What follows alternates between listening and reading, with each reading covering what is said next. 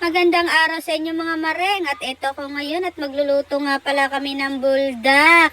Nang maitry naman natin tong buldak na to, thank you nga pala sa nag-sponsor sa akin ng buldak.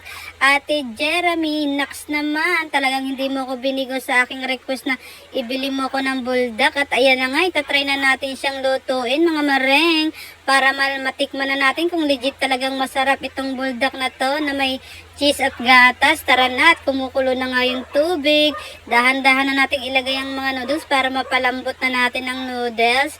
Let's go! Ayan, takpan nga muna natin yan mga maring. Hintay lang tayo dyan na lumambot ang noodles. At ayan nga, hiniwa-hiwa ko muna yung cheese para maya-maya ilalagay na lang natin. At ayan nga, nagkaganda laglag pa. Ayan, halu-haluin natin. Tingnan natin kung talagang lumambot na ang noodles mga maring. Para mamaya i-dry natin ng tubig para maumpisa natin ilagay ang sauce. Ayan nga, ilalagay ko na nga pala yung mga sauce dyan, mga mareng. Dahan-dahan lang natin ilagay para ma-mix-mix na natin ito, mga mekos-mekos na natin, mga mareng. At ayan, parang ang anghang nito, ang laki ng hot sauce, oh. Ang daming hot sauce na nilagay. Parang super anghang netong buldak na to, pero okay lang yan. Tiisin lang natin ang anghang para malaman natin kung legit talagang masarap itong buldak, mga mareng. Ayan, halu-haluin muna natin bago natin ilagay ang gatas dyan, mga mareng, para pakuluin natin siya. Ayan, halu-haluin lang natin ng mabuti. At syempre, ibuhos na nga pala natin yung ginawa nating gatas. Ayan. Konti lang ilalagay natin yan, hindi natin uubusin, baka naman lumangoy sa gatas eh. Kaya konti lang ang ating ilalagay. At syempre, sunod na nga pala natin yung cheese na hiniwa-hiwa natin kanina. Saktong-sakto lang to para sa isang buldak na sachet. Ayan. Isang pack na buldak lang yan mga mareng ha. Huwag nating ubusin yung dalawang buldak, baka hindi naman natin maubos. Next time na lang natin ulitin mga mareng. At ayan nga, kumukulo-kulo na sa dyan at nagme-melt-melt na yung mga cheese na nilagay natin. Siyempre halu-haluin muna natin para mapailalim naman yung cheese para mabilis siyang mag-melt mga mareng. At ayan na nga, nag-melt na ng husto yung mga cheese. Kitang-kita nyo naman, ang sarap-sarap niya ng pagmasdan. Ang sarap, ang bango-bango niya, promise. Nakakatakam na siya. Yung amoy cheese tsaka amoy gatas talagang naghalo. Sobrang bango, mga mareng. Nakakagutom.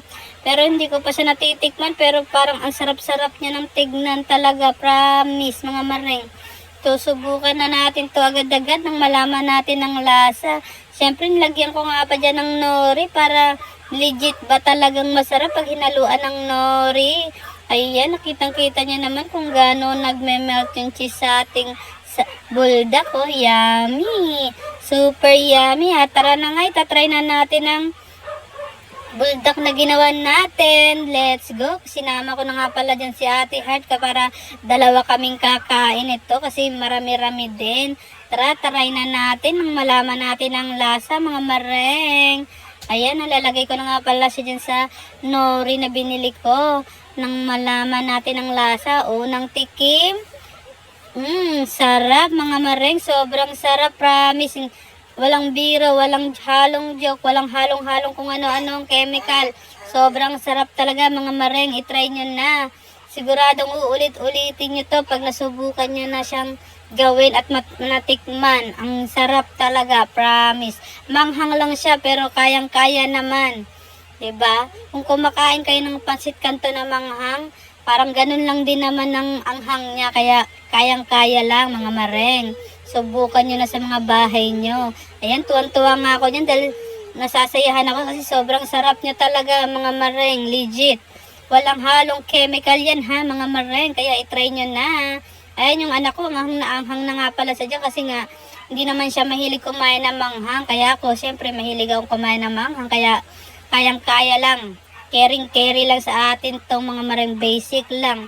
At ang sarap-sarap niya, promise. Lalo na yung malalasahan mo yung cheese, tsaka yung gatas. Ang sarap, promise. Sobra. Super enjoy ko dyan. Kaya uulitin ko ulit to sa mga susunod na araw, mga mareng, para matikman ko ulit. Siguradong mamimiss ko tong ganitong lasa na noodles. Sobrang sarap niya, mga mareng. Ayan yung anak ko, 'di ba? Kahit naanghangan na siya, talagang kumakain pa din siya kasi nga nasasarapan talaga siya mga mareng. Kaya yan, malapit na kaming matapos din sa pagkain mga mareng. Kaya let's go, enjoy lang tayo ha. At salamat nga pala sa palaging nanonood ng aking vlog. God bless po palagi sa inyo at ingat tayo dahil maulan at bumabagyo-bagyo.